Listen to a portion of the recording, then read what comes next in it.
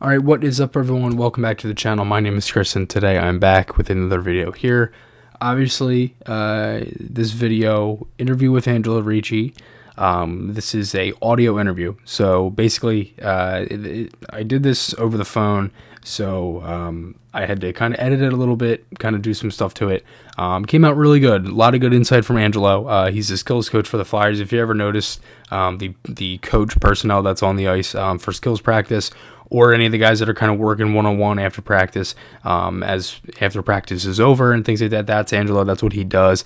He, again, gave some great insight on the team, what some of the guys work on, things along those lines. So I think you guys are really going to enjoy it. And here it is. So yeah, I mean, what are you basically trying to do when you work with the guys after practice? Like, I know the other day you guys had that skills practice on Sunday. What were some of the things that you guys were trying to do then, and not just then, but throughout the season? What are some things you guys try to work on and things like that? Well, I think the biggest thing with skills, and obviously a lot of these guys work with wherever they live in the off seasons. Like, they have a lot of their coaches there, off ice and on ice guys, which is great because it's become like it's hockey didn't really have that for a long time, and now there's lots of resources for the players that way. So it's great. But I think in season it's hard to really, like, unless you're focusing with one guy on something specific. But like in a team environment like that, you're just trying to get puck touches and shooting and maybe puck control, like just little confidence stuff to help them. Not help them, but maybe just facilitate. Because in a game, if you're not playing a lot of minutes or you don't get a lot of puck touches, right, or opportunities to shoot potentially. So I think you just try to fill that so the guys, because a lot of times your skill set can regress within a season if you're not working on it, especially if you're not getting the ice time. Practices, are there's some skill in practice, but practices are mainly towards systems or just whatever the coach needs to focus on, or the coaching staff in terms of, power play, penalty kill, neutral zone, off, forecheck, whatever it might be, right? So skill guys or development guys, whatever you want to call, what we do is we just try to be there for the guys. But in something like that, you just try to create, different scenarios, like just the neutral zone stuff. The other day we did just a lot of puck control, tight turns, pivoting, cutbacks, and just get their hands moving, like firing their hands. And then one side of the rink we tried to do, whether it was a catch on your backhand or forehand and a cross seam pass, a one-timer, like little things like that, just skill sets that they work on, but they're getting more reps, you know what I mean? And so anytime you Right. get more reps, that's going to help develop confidence within that skill set. And reps in anything in life is going to make you more, obviously, effective as a player, as a person, whatever that might be. So I think we try to instill that. But, there's also concepts like we try to teach players to buy time and space with a lateral or linear type of crossover when they're going in, when they're entering the zone off of maybe a lateral pass to them, a neutral zone cross ice pass.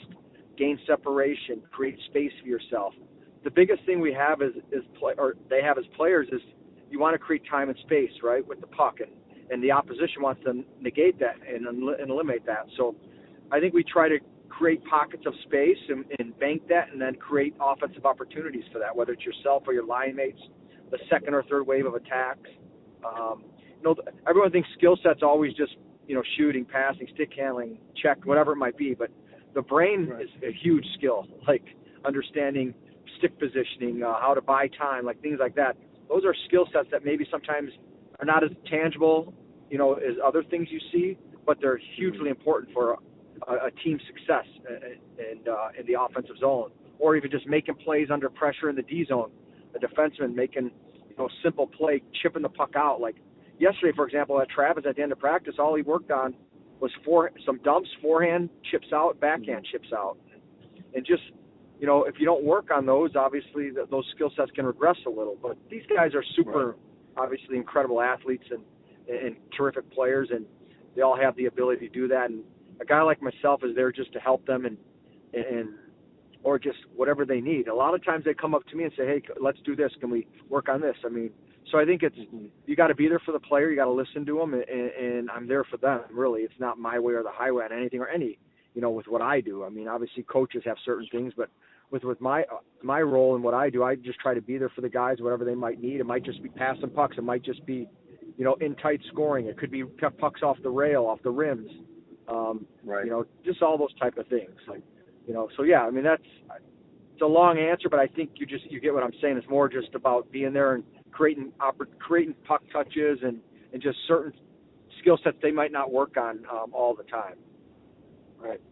And I love that answer because I feel like, when you talk about the reps, how important is it to have, to kind of just to kind of go into that more, like how important is it to have like a routine with this stuff? I mean, like obviously you just mentioned Sanheim doing the flips off the glass and stuff. And because I feel like those are things that if you don't practice those, that's going to hurt you in the game because as more or less it seems like it's the simple thing because like I personally noticed during the game, JVR does that where he'll flip it off the glass like right at the side. And I feel like I've seen him do that at practice before. He'll flip it real high off the glass. Is that kind of something that you guys just try to work on too? Is just like simple things like that, just getting the puck out or things along those lines? Oh, absolutely. Like JVR, for example, and now you get a group like Nate Thompson, Derek Brassard. I mean, a lot of the guys do extra things. And sometimes I'll be working with guys and they do stuff on their own too. I mean, they're all pretty diligent and disciplined to do stuff on their own too. It's not like they need a coach with them all the time. But like JVR works on screening and tips and net front presence all the time. He also has got our guys. We do a lot of rim drill, like pucks, picking up behind the goal line and then creating offense from behind the net. And that's pass outs, picking up on your forehand, picking up on your backhand, all rims, and then passing the guys in the slot. And so, and Derek Brassard loves to do like little, just shooting, just little flow shooting type drills, whether it's your forehand, your backhand to forehand, backhand, in tight, try to read and react off of a pass where it might go. So a lot of these guys have routines, and I just try to help and be there for them and do what I can. It's not always teaching or instructing. Sometimes it is. Other times it's just being there to help them with the drill or whatever they might need. But JVR is very disciplined in that. Like Giroux, Claude loves to work on the 1Ts and stuff like that. And Coots is really big on, they all have their little things. TK, because now he's in the power play where he's stationed. He wants to work at shooting downhill, or if he's that bumper in the middle, catching that, pass from maybe the goal line or the half wall, the 1T within a game. So you assimilate where they're at in a game too, whether it's power play guys or like Patrick Brown or Zach McEwen. They have these little routines we do with, getting the pucks and just shooting like forehand, backhand, in tight. Like we do one with Zach almost every day, we do 3 sets of 3, so 9 shots on each side. I'm at the goal line. We pass to his forehand, pass to his backhand to forehand shot. Then we do an aerial pass and he knocks it out and we reset. So it's just little routines like that. And as I said, I think it's just about confidence. And, some of those guys might play 3, 4, 9, 10 minutes a game. Other guys play 20 minutes a game. So I think they just, really want to get reps in. And practice is hard within a season because, the load management stuff is monitored very heavily. So guys, coaches are cognizant of, 30, 40-minute practices, 20-minute practice, depending on the time of the season, or if we have, 4 games and 7 nights, depending on what the situation is. So, people don't always look at it, but I'll tell you what, like, I know fans and you can get, you get on players, but these guys work at the stuff. And we're not perfect. None of us are, but they try to execute the best they can. They practice all the time. And,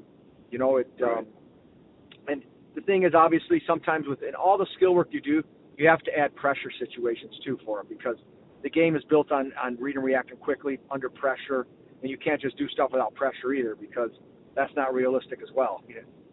There's always, where on a dump like with me, you might have, a lot of time to make a play, but in a game you might have a half a second or a second to make a decision on what you're going to do. Exactly. So you try to train that brain and get them in their motor skills thinking that way and understanding it. They have to, shoulder check, see where the space is, see what the timing is, see where your forechecker's coming from, where your options are if you have help. So, there's a lot of checkpoints that they have to go through before they make a decision. And it happens quick. Right. And what I've noticed, obviously the game's gotten quicker in the last handful of years. With guys like McDavid, with that goal he scored the other night against the Rangers and things like that. Like, we've seen a lot more skill into the league. How do you think that's kind of benefited you in being a skills coach and then trying to instill these guys with all the skill that's in the league now? How do you think that's kind of benefited the game? I think there's a couple parts to that. First, I mean, the league is allowing the high level skill to play now. You know what I'm saying? Right. In the 90s, 2000s, 80s, like the game was a little different in terms of clutch and grabbing. There was a red line in those days a lot of times. You know what I'm saying? Like, so the game was, I wouldn't say limited, because obviously guys put up incredible numbers and stuff, but I think the game now is it's about skating, skill, speed, and Speed, you have to have compete. You have to have a hockey IQ. And the other side of that is these guys, whether it's McDavid, McDavid, McKinnon. There's so many guys, right? Panarin, like, guys on our team. They do the skill sets, and it's the pace they do it at, and it's game speed at such a high level of speed. Like guys like. It's so interesting. You saw like Gretzky and them were amazing, but they slowed the game down. Like, and not that these guys don't at times, but these guys like McDavid and them, they make moves at like such a high rate of speed. And your third and fourth line guys now can skate more than ever as well. It's like incredible. Like you know what I mean? In the old days, you knew like what your fourth line was about, and now you look not necessarily offense, but you don't mind those guys chipping in offensively at times, but also creating energy and skating and creating havoc on the forecheck and being a pain to play against. So I think it's, you have to use four lines to be successful nowadays. And you have to have guys that when injuries occur on the third and fourth lines or in your minor leagues that can come and fill in and fill those roles when needed. So I think the skill is huge. I mean, obviously it's helped guys like myself. There's plenty of skills people now. But I think the really good skills guys, like, I talk with a lot of guys, and you try to develop yourself. I'm always learning and trying to become better. You have to understand what these guys want. You have to understand their skill sets. You have to understand by watching video where the areas you feel you can help them, areas you can continue to strengthen with them. But also it has to be transferable to a game. You can work on skill sets, but, they also have to be game transferable too, right? They have to be able to apply to a game. So that's the balance act of working on skill, but also making a game situation at times and understanding where it can go and how it can, enhance that player's game. So I think there's a lot of factors to it, but yeah, I mean, it's, I see, and not just me, you see a lot of people on Instagram and all that stuff with, all the little obstacles, which we use that stuff at times, but we use it for a purpose. It's just to put stuff out there and do things is sometimes it's great for the kids because repetition, but we also try to create something where there's a benefit off of it, why they're doing it, and what's the rationale. And kind of like how it can translate to a game. Correct.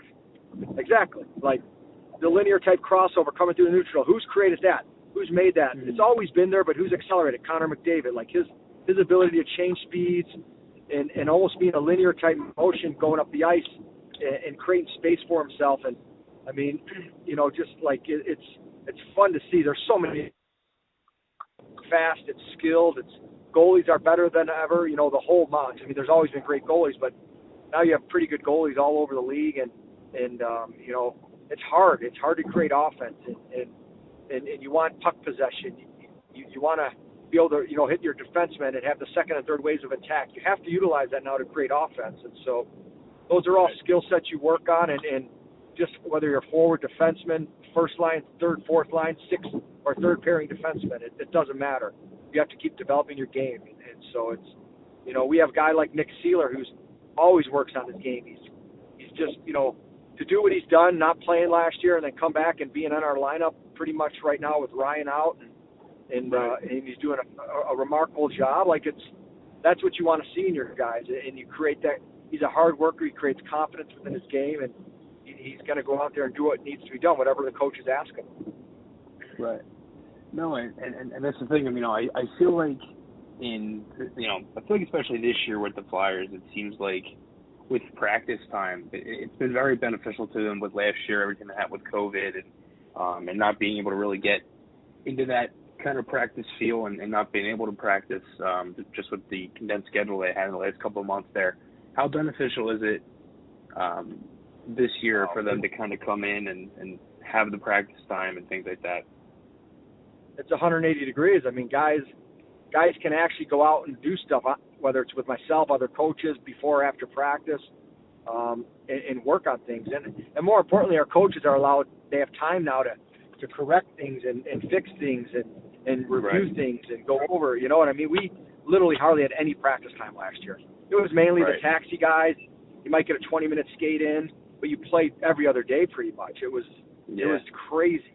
And even the mental side, you know, we forget about that. It was so hard last year for everyone. It doesn't matter who you were, a young kid, an old guy, a guy who's single, a guy with family, whatever it might be, a coach, you know, with no one around, a staff member, whatever it is. I mean, it was a tough year for everyone. And we say that, but we're also fortunate to be able to do what we love. So, I mean, we had to balance that, and it wasn't easy last year. But, you know, everyone went through a lot of stuff. I mean, a lot of people lost people, and whether it was COVID or other issues, I mean, you know, it was a hard year. And so I think the practice time is so valuable. I see it now, like we were talking about the other day, our staff, guys are excited. They're going out early. They're staying out later. On optional game day skates, there's 15 to 18, 20 guys out there.